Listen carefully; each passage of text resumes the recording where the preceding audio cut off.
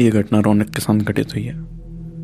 तो चलिए ये कहानी हम रौनक की ज़बानी सुनते हैं। मेरा नाम रौनक है। आज से तकरीबन 5 या 7 साल पहले मैं और मेरा दोस्त हम जब खाना खाने के बाद गप मारने के लिए मिला करते थे तो हम रात में 12-1 बजे तक आराम से बैठ जाते थे और फिर पता ही नहीं चलता था कि समय कैसे निकल गया। और ये हमारा तकरीबन रोज़ का था। वहीं मेरे साथ और कुछ दोस्त भी बैठ जाया करते थे। लेकिन आपने सुना होगा कि अमावस्या की रात अक्सर रात में नहीं घूमना चाहिए। और इसके साथ ही मेरे घर से उस बाज़ार की दूरी जहाँ पे हम रोज़ बैठकर गप मारा करते थे तकरीबन 200 मीटर थी। मैं वहाँ से रोज़ खाना खाने के बाद पैदल जाया करता था कि चलो इसी बहाने चलना फिरना भी हो जाएगा।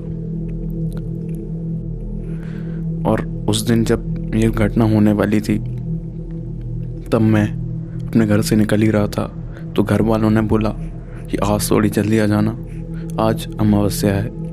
तो मैंने कहा कि ठीक है आ जाऊंगा, कुछ थोड़ी ना होगा।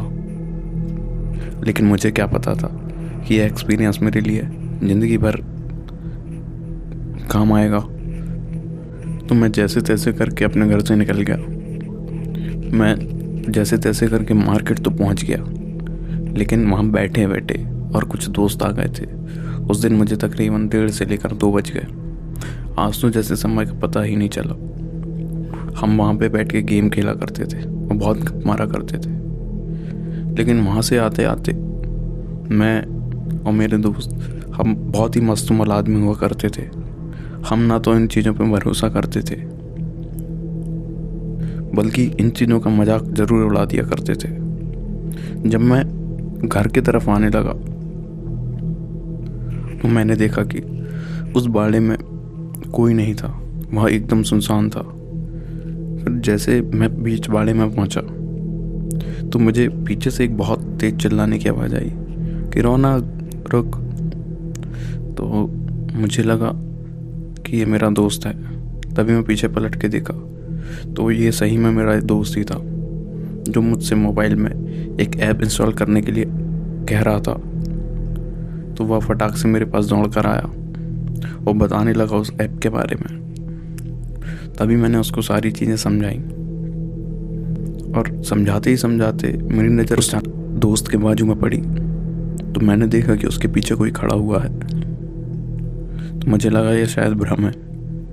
तो मैंने अपनी आंखें मल के वापस से देखा तो वहाँ पे कुछ नहीं था, सिर्फ एक कपड़ा था जो कि दूर एक घर के किनारे लटक रहा था। फिर मैं उससे बात करने लगा। तभी मैंने देखा कि वह कपड़ा धीरे धीरे मेरे तरफ बढ़ रहा है। तो मुझे लगा ये भी मेरा भ्रम होगा, लेकिन नहीं, वह कपड़ा मेरे तरफ हकीकत में बढ़ रहा था। वह जैसे जैसे पास आते जा रहा था उसके चेहरे में बने हाव भाव और उसकी शक्ल एकदम साफ होते जा रही थी। जैसे ही वह थोड़ा पास आया मुझे उसे देखते ही कपकपी छूटने लगी और पसीना आने लगा। उसकी आंखें एकदम सफ़ेद और चेहरे पे एकदम भीनी भीनी मुस्कुराहट, बाल लंबे। वह सीधा होते हुए मेरे ही तरफ बढ़ रहा था, लेकिन मैं कुछ कर पाता उससे ही पहले वह मेरे अंदर से आर पार हो गया। उस 2 सेकंड के लिए मेरा अनुभव आज भी बहुत ही चौंकाने वाला है।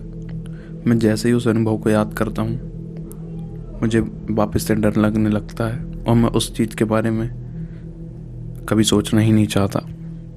2 सेकंड के लिए मेरी आंखें बंद हो गई और मेरे शरीर से पसीना निकलने लगा और मैं वहाँ पे खड़े खड़े सीधा गिर गया और मुझे याद नहीं उसके बाद मेरे साथ क्या हुआ। वह जैसे ही मेरी आँख खुली तो मैंने अपने आप को अपने घर में पाया और मैंने अपने दोस्त से पूछा कि क्या हो गया था मुझे। तो उसने बताया कि तू जब खड़ा था तब शायद तेरे अंदर से कुछ निकला और तू अचानक से गिर गया। और मैंने उन लोगों को बताया कि मेरे साथ ऐसा हुआ कि जैसे ही वह आत्मा मेरे अंदर से निकली 2 सेकंड के लिए मुझे कुछ याद नहीं कि क्या हुआ क्या नहीं। और मैं जब खड़ा खड़ा गिर गया, उसके बाद मैं बेहोश हो गया। उस दिन के बाद आज तक मैंने ना कभी इन चीज़ों को ललकारा है,